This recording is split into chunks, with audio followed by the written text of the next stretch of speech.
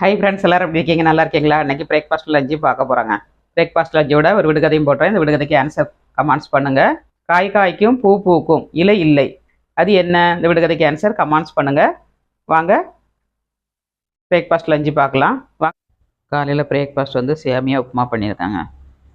இது கூட நீங்கள் வெஜிடபிள் போட்டும் பண்ணலாம். வெஜிடபிள் போட்டு பண்ணி வீடியோ எடுத்து போட்டிருக்கேன்.